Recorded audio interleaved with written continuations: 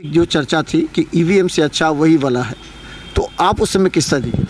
देखिए, दबंग का कहने का मतलब, जो कांग्रेस के राज में ब्राह्मण मुसलमान जन ये तीन का गठबंधन था, तो ब्राह्मण विद्या वाला बुद्धि वाला, मुसलमान है दबंग संख्या बल से उसके साथ जुड़ा हुआ, तो ब्राह्मण और मुसलमान के बूथ पर तो समझिए जो गैर मुसलमान और गैर ब्राह्मण को वोट देने का अधिकार ही नहीं था अधिकार। जो दलित थे वो उनके साथ थे, वो वोट गिराते थे।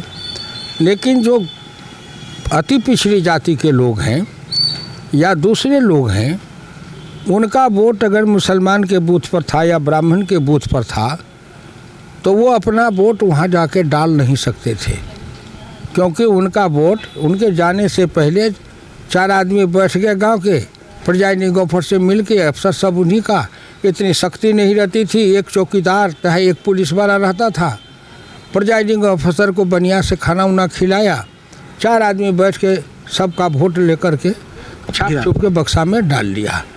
उससे भी नहीं हो, कहीं पिछड़े वर्ग के लोग, खास करके यादव कोयरी कुर्मी, इनमें जो ये लोग जगे थे, तो ये विरोध करे, उनके साथ पिछड़ा विरोध करे, तो वोट के समय में चुप हो जाए।